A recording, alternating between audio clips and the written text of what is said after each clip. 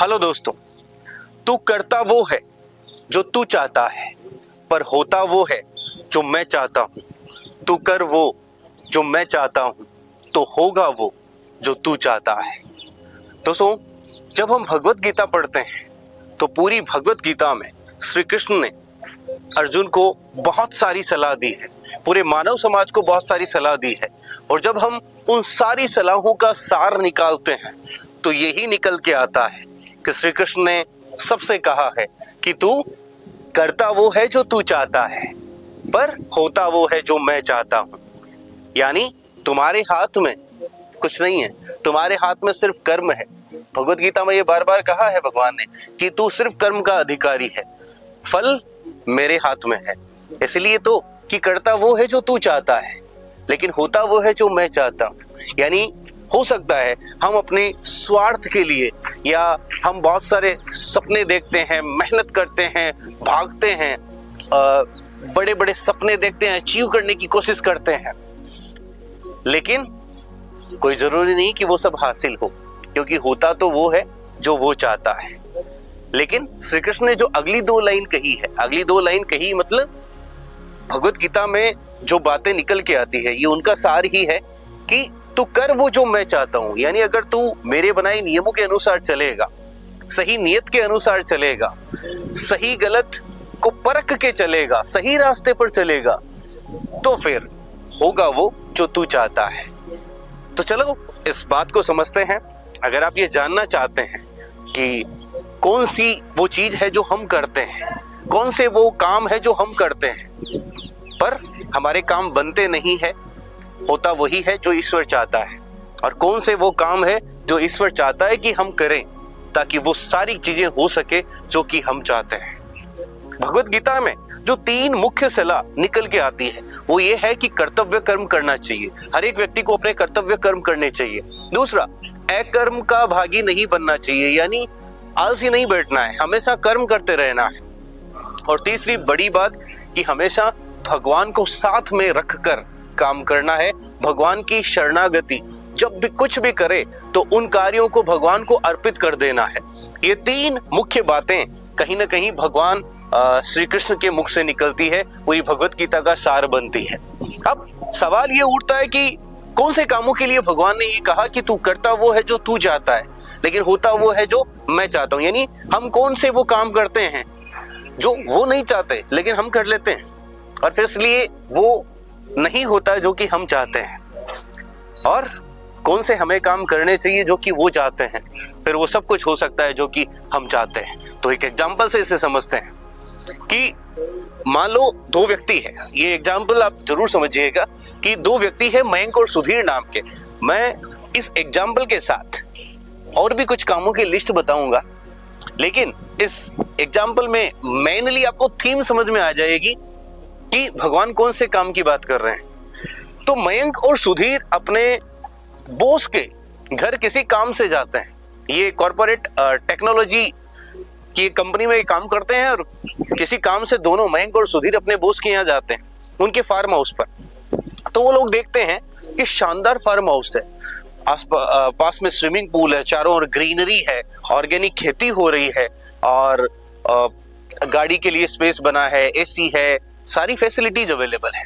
तो ये जब वापस वहां से रिटर्न हो रहे होते हैं तो इन दोनों में बातचीत होती है कि यार ऐसा घर तो होना ही चाहिए, मजा आ जाए, हमारा भी ऐसा घर हो कि, और दोनों प्रण लेते हैं कि ऐसा घर हमारे पास हो, मैं भी नया घर बनाऊंगा तो उसमें ध्यान रखूंगा, काश हमारा भी नया घर बन जाए, ऐसा सोचते हुए आ रहे थे। उन दोनों में एक कॉन्वर्सेशन होती है वहां पर। मयंक कहता है कि बस कुछ दिनों बाद में, कुछ सालों में मेरे पास बस इतने पैसे इकट्ठे हो जाए, 20, 30, 50 लाख, तो मैं एक शानदार घर बनाऊंगा, और ऐसे ही ये कहीं ना कहीं बाहर, शहर से बाहर, जैसे फार्म हाउस टाइप का मैं बनाऊंगा, जिसमें मेरी पत्नी और मेरे बच्चों के साथ मैं रहूंगा। एक्चुअल में मयंक अपने माता पिता, पत्नी, बच्चों और एक डाइवोर्स्ड बहन के साथ रहता है।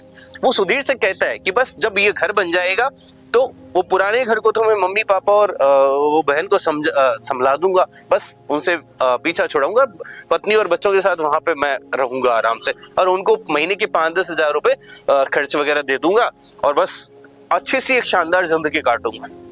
वहीं सुधीर भी अपना सपना शेयर करता है।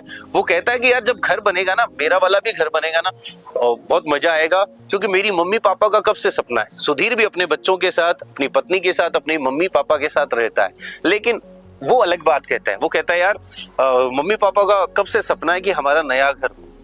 वो अपनी जिंदगी में उन्होंने खूब संघर्ष किया, लेकिन इतने पैसे नहीं जुटा पाए, और उनका संघर्ष है, और मैं चाहता हूं कि उनका वो सपना पूरा करूं। बस जब भी इतना पैसा हो जाए, 30-40 लाख हो जाए मेरे पास, तो नया घर बनाऊंगा मैं, और मम्मी पापा को वो गिफ्ट करूंगा। सबसे पहले उनकी एंट्री को उनसे फीता कटवाऊंगा। और उन्होंने ये भी था रखा कि जैसे नया घर बनेगा तो हम किसी मंदिर में जाकर सवामनी प्रसादी करेंगे, तो उनसे वो भी मैं करवाऊंगा, और सारे रिश्तेदारों को बुलाऊंगा, खाना करूंगा, और सबको खूब सारे गिफ्ट वगैरह भी दूंगा, खुशी का माहौल होगा। और मैं वो मम्मी पापा के जो आंखों में, जो चेहरे पे खुशी देखना चाहूंगा, और फिर हम सब मिलजुल कर रहेंगे। ये सुधीर का सपना है। मयंक का सपना आपने सुना, सुधीर का सपना सुना। कुछ साल बीते।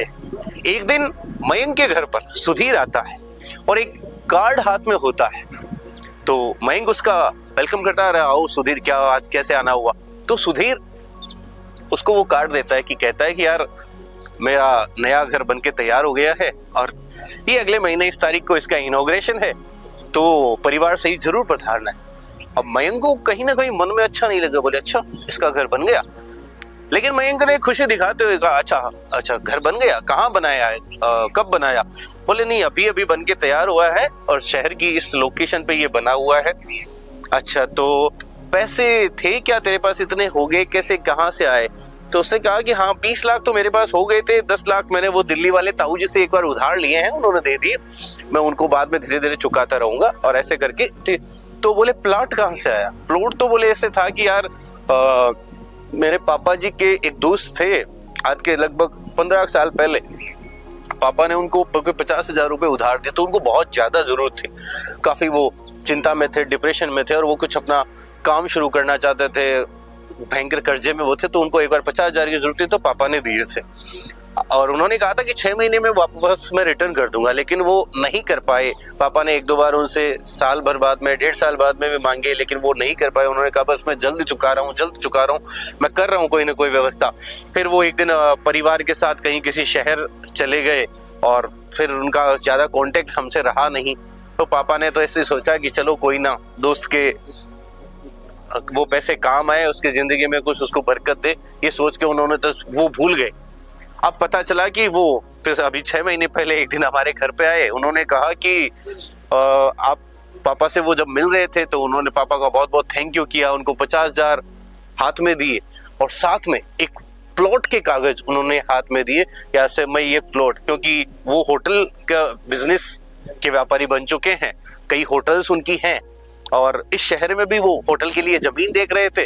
तो उसी जमीन का एक जो टुकड़ा है, उन्होंने प्लॉट के रूप में मेरे पापा को एज गिफ्ट दे दिया, और कहा कि देख तेरी बहुत मदद रही है, उसी वजह से जो 50,000 उस वक्त मुझे मिले थे, आज इतना कॉन्फिडेंस मेरे पास था, इतना मैं ये कुछ कर पाया हूँ, इसलिए ये 50,000 प्लस ये मेरी तरफ से ब्याज के रूप में ये गिफ्ट, ये प्लॉट उन्होंने हमारे नाम करा दिया। तो इस तरह से प्लॉट भी आ गया और पैसे भी हो गए, तो मकान बन रहा है। तो प्लीज जरूर जरूर आना। इधर से सुधीर जाता है, इधर से मयंक कहता है कि देख, अपनी पत्नी से कहते देख कितना घमंडी दिखा रहा है कि मकान बना लिया, मकान बना लिया। दिखा क्या रहा है, तो एक दिन हम भी बनाएंगे। और क्या जो रहा है इसको मकान बनाने में, प्लॉट तो फ्री में आ गया, और 10 लाख उधार ले लिया, ऐसे तो कोई भी बना ले, मैं भी बना लूं, ऐसे जब प्लॉट फ्री में आ जाए तो। दोस्तों इस वक्त बारिश हो रही है, और मैं ये वीडियो चलती बारिश पे बना रहा हूँ, बिल्कुल अच्छा सा लग रहा है, तो ये अभी जुड़े रहिएगा। तो जब वो सुधीर चला गया, तो मयंक ने ये बातें कही।